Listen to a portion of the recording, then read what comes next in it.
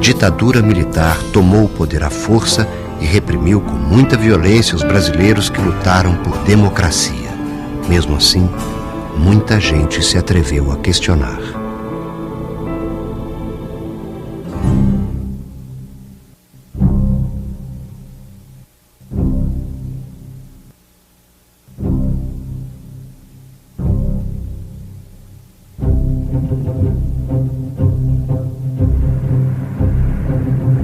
No primeiro dia do golpe, a sede da União Nacional dos Estudantes é incendiada e metralhada no Rio de Janeiro. O movimento estudantil luta pela volta da democracia e é fortemente reprimido pelo regime militar. Já tinha gente não permitindo a nossa saída do prédio da Uni. Já começaram a atirar. Atiravam coquetel molotov, atiravam tiro mesmo, metralhadora, de fuzil, de revólver e tal. Quando nós passamos pela sede da Uni, a Isolda começou a chorar, escorrer lágrimas assim, porque era um teatro muito bonito. A Uni ia estrear e tal, estava tudo pegando fogo, né? A coisa começou a ficar cada vez pior, cada vez pior, cada vez pior, até que não teve outra saída. O negócio é pular o muro e fugir pela Rua do Catete. Uns ajudando os outros a subir no muro para pular. E os moradores dos prédios em volta gritando: foge, comunista, vagabundo, covarde! Os carros buzinavam, faziam um carnaval danado na rua. E eles gritavam: agora o dólar vai baixar. Nenhum de nós tinha um canivete na mão. As armas que apareceram na foto de um jornal de grande circulação aqui no Rio de Janeiro na época, que eram fuzis empilhados numa parede, era até no palco. Era no palco do teatro. Não eram armas. Eram fuzis de madeira que a gente tinha fabricado. Nós mesmos tínhamos feito na madeira para fazer a peça As Aventuras do Ripió Lacraia, do Francisco de Assis.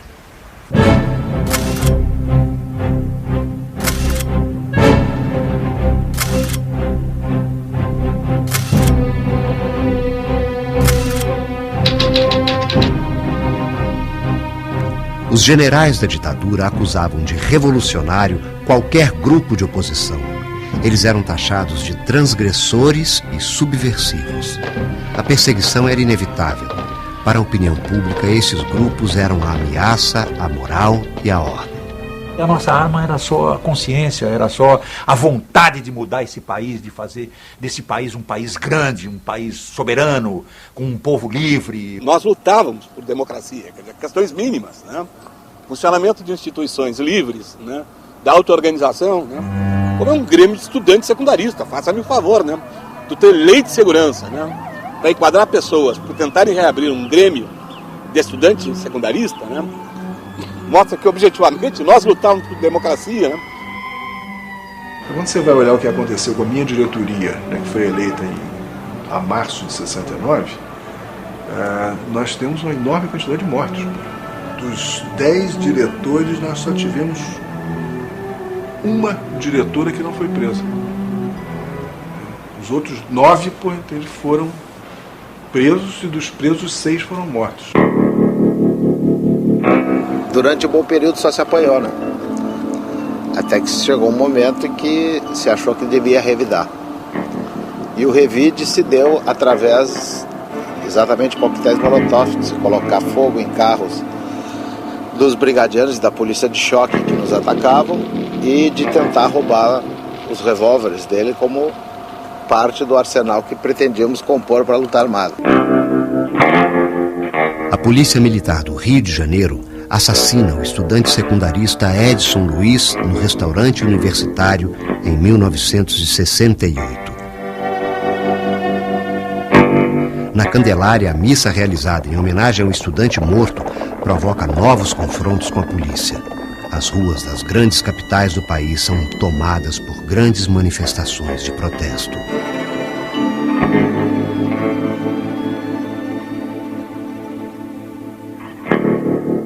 A cada repressão você tinha uma reação maior. Isso muda de figura a partir do AI-5, porque aí ela passa a ser uma repressão muito mais agressiva, porque ela começa a atingir, quer dizer, aquelas mobilizações dentro das faculdades.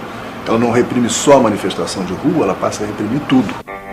Muitas pessoas que se opõem ao regime são obrigadas a viver clandestinamente para fugir da prisão e da tortura. Diante dessa situação, prisão preventiva decretada, então evidentemente que a gente sabia que ser preso significava ser torturado, talvez morto, né? Então a gente já não podia continuar mais vivendo com a identidade da gente, nos meios conhecidos, com a profissão da gente.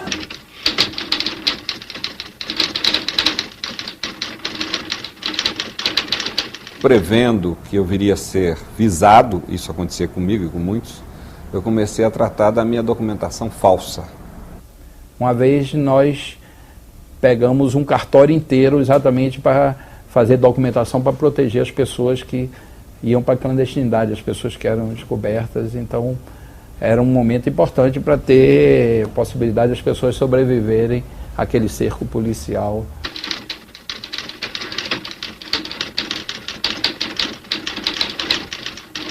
Se a polícia fosse conferir no seu registro, lá existia essa personalidade que eu adotei, chamada Ronaldo Matos. Agora, eu percebi que há uma coisa que as pessoas não conseguem mudar, ou é muito difícil de serem mudadas, é o caminhar. O caminhar, a pessoa tem uma postura caminhando que você à distância reconhece. Então eu comecei a caprichar, ainda mais quando eu ia a determinados lugares, e mancar, fingir que estava mancando.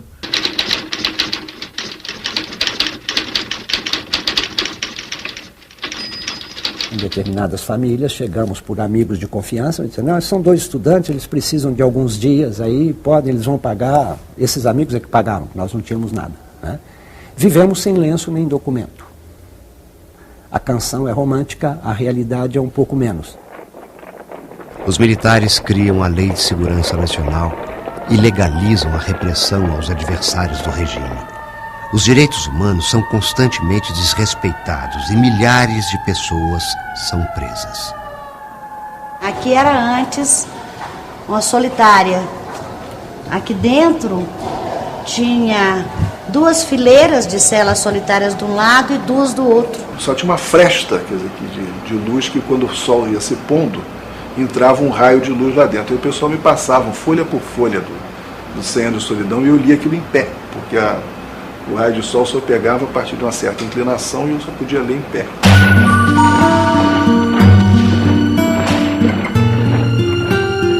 Botava a gente descalça, em pé, em cima de 2 latinhas, latinha de salsicha, de qualquer coisa, abertas, nua, né? Descalça, em pé, em cima da latinha. E as latinhas iam enfiando na sola do pé da gente. E se a gente caísse ou descesse, aí era espancada e botava de novo em cima da latinha. Eu dava aulas imaginárias para uma classe virtual, né, e com isso eu me sentia trabalhando. Evitava dormir de dia, eu rezava muito, eu aproveitava o miolo de pão para fazer um terço.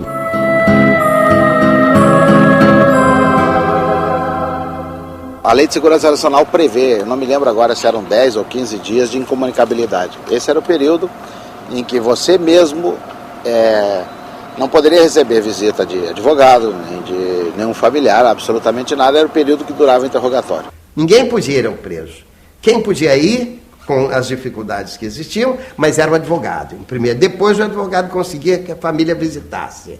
Mas o advogado era a pessoa em que eles se agarravam como tábua de salvação. De uma vez só prenderam todos os advogados que advogaram no Doutoria Militar de São Paulo, ao mesmo tempo, porque dizia o comandante militar da área que os advogados estavam fazendo muitas denúncias de tortura, essa coisa toda.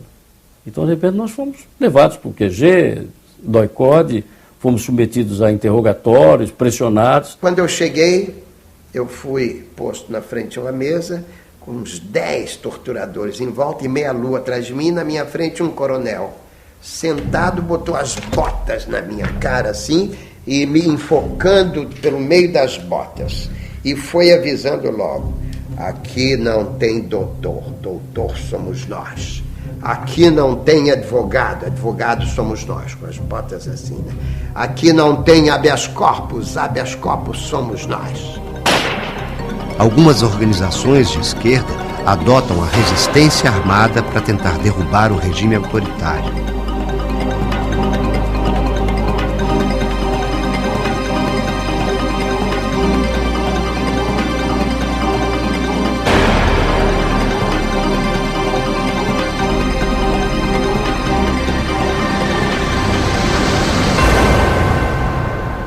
O movimento estudantil se dilui, se destrói por si mesmo, em função da repressão. Só resta a alternativa da clandestinidade e daí a tentação da luta armada é o passo seguinte que se faz. Me recordo primeiro de Caparaó, depois houve a tentativa de foco com o capitão Carlos Lamarca e finalmente do Araguaia, a guerrilha do PCdoB.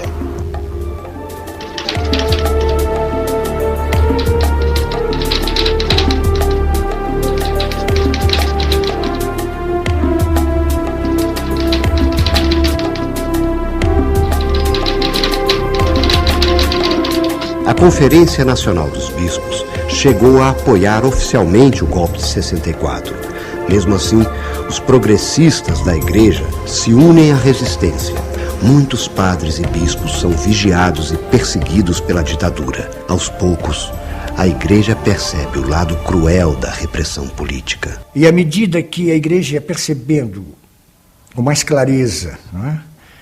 Esse caráter do sistema ditatorial, esse caráter repressivo, mesmo brutalmente repressivo, ela foi tomando as suas distâncias até entrar numa atitude francamente hostil à permanência dos militares no poder. Padre devia ser homem do altar e da sacristia, entendeu? Agora, quando fosse para dar cobertura à classe dominante e opressora, então a igreja servia muito bem. Mas quando a igreja falava a respeito dos direitos dos pobres, da necessidade de defesa dos direitos humanos, aí era comunismo. Esqueciam que nós todos cristãos somos discípulos de um prisioneiro político, né? Jesus não morreu nem de hepatite na cama, nem de desastre de camelo numa rua de Jerusalém. Morreu sob 2 processos políticos. Ele foi um preso político, torturado como preso político e condenado à pena de morte da época, né, dos romanos que dominavam a Palestina do século I.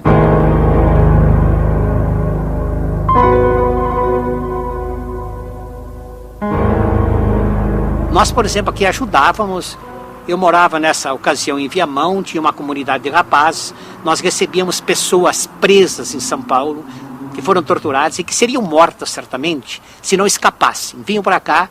Eu mesmo, na casa onde a gente morava, a gente deu guarida e refúgio a essas pessoas que depois, então, passavam para a Argentina, possivelmente Chile, etc. Houve um assassinato de um padre muito próximo ao Dom Helder Câmara, lá em Recife, que era um sinal. Ele ia muito a reuniões, ele era meio afoito, confesso.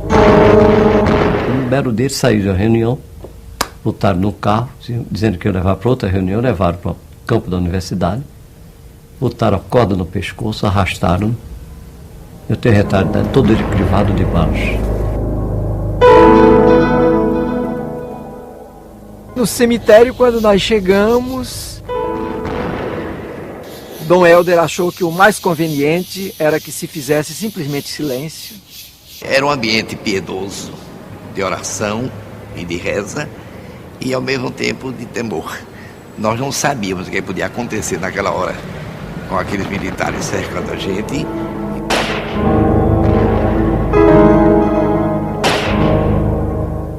Quando terminou o canto, a bênção para o túmulo, Dom Helder, olhem, vamos então sair todos com lenço na mão, em absoluto silêncio. Nem sabia que podia haver outra hecatombe ali.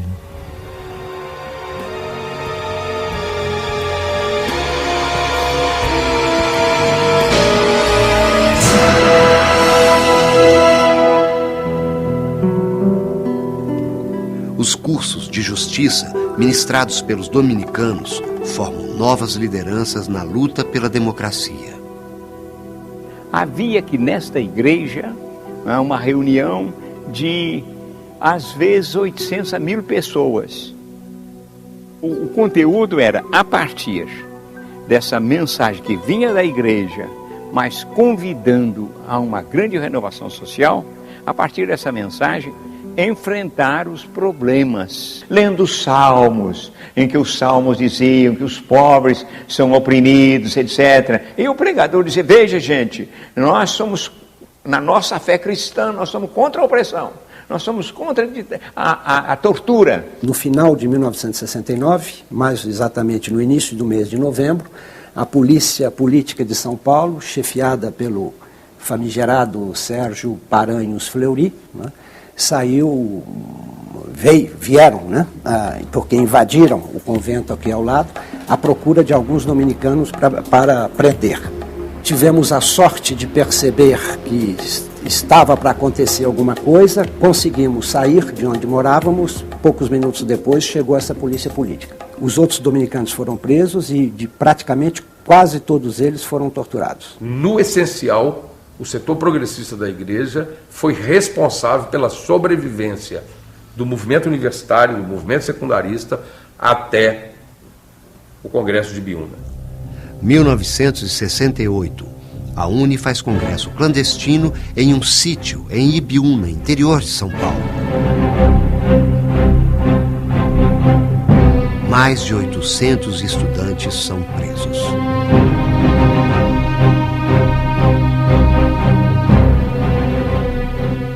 Cada um da comissão que estava incumbida de receber e transportar tinha um código, tinha uma senha, a pessoa tinha que repetir a senha para ser transportado para outro local e daí para ir até Ibiúna.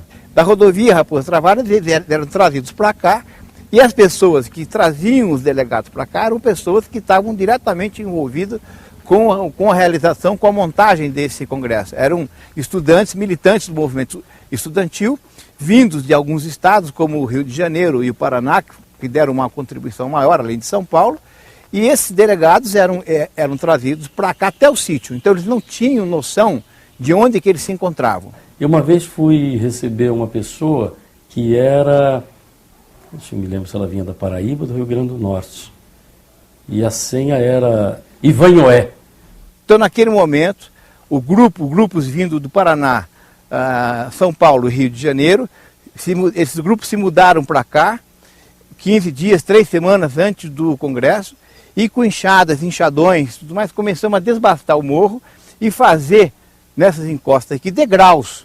E esses degraus seriam exatamente como se fosse um anfiteatro. No momento ali que eles pediram um sítio, eu, no meu pensamento, eu achava que era para fazer, né, alguma reunião que ia contribuir para alguma coisa de bom, né, não de ruim, né, porque ninguém luta através de algo ruim, né. Eu acho que não viria isso para mim e nem para minha família, né. Eu acho que eu estava contribuindo e não me arrependo até hoje. Prenderam os 800 estudantes de Ibiúna no congresso da UNE. Nós fizemos greve de fome, continuamos o congresso dentro das prisões. E centenas de estudantes fugiram, tá, pelas contradições do próprio contexto da repressão.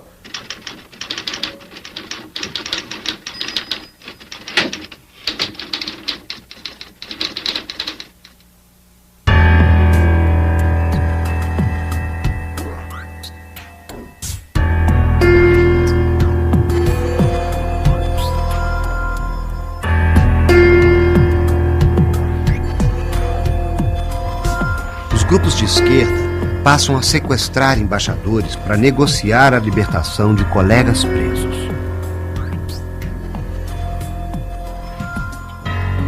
Ajudamos algumas pessoas que participaram do sequestro do embaixador norte-americano, Charles Elbrick, né? Inclusive o Fernando Gabeira ficou escondido na minha casa na época, né? Logo depois do sequestro. E a cara dele apareceu na televisão. E aí a gente teve que conversar com a empregada, com a nossa empregada. Né, e conversamos com a Marlene dizendo, olha Marlene, essas pessoas, a vida daquele rapaz está dependendo de você. Você não pode falar nem para o seu marido, nem para ninguém. Um civil que está no meio de um bando de gente em volta, oficiais, soldados, inteligente paisana, gente fardada, que assim, Você foi escolhido pelos sequestradores do embaixador suíço para ser trocado, libertado. Você quer sair ou você quer ficar? Aí eu escrevi uma declaração que a liberdade é o bem mais precioso que um indivíduo ou uma sociedade podem desejar, por isso eu vou sair. Tratados como terroristas, os guerrilheiros de esquerda foram duramente reprimidos pelo regime. Os serviços de informação, controlados pelos militares, prendem arbitrariamente milhares de pessoas em todo o país.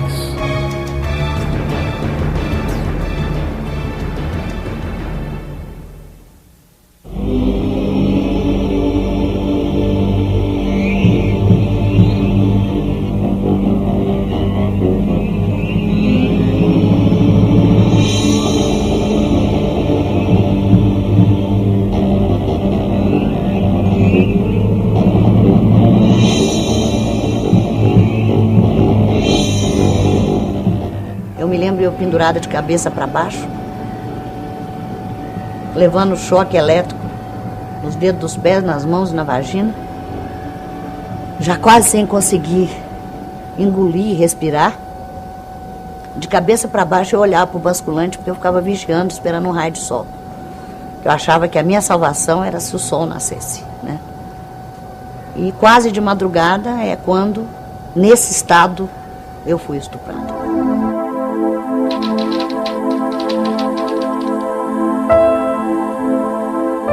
Eles me colocaram num chamado sistema de que só poderia comer por dia uma colher de arroz e só um copo d'água. Agora, isso foi em janeiro, foi um mês terrível, muito quente. Eu fiquei preso nessa cela, né? E o calor era insuportável. E ao ponto de que eu fiquei desesperado porque eu precisava de tomar água, porque fui desidratando. Perdi, nesse período, assim, 20 quilos em 2 semanas, né? Pela desidratação total. Quer dizer, chegou ao ponto de que eu tive que tomar um pouco d'água num copo que estava sujo com fezes.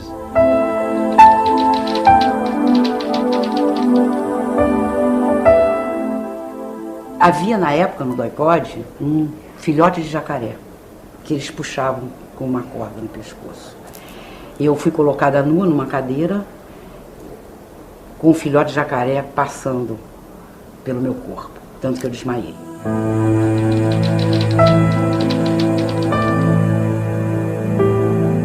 Pimentinha é essa máquina de choque elétrico. Aí os caras entraram e aí já começaram a me bater. Primeiro com as mãos, porrada ali, porrada aqui, etc. Mas depois eles botaram a pimentinha lá na mesa, colocaram fios nas minhas mãos e nos tornozelos, e aí começaram a me dar choques elétricos, e um cara com um fio escapado, ele dava choques por baixo do capuz, nas orelhas, nas costas, na nuca.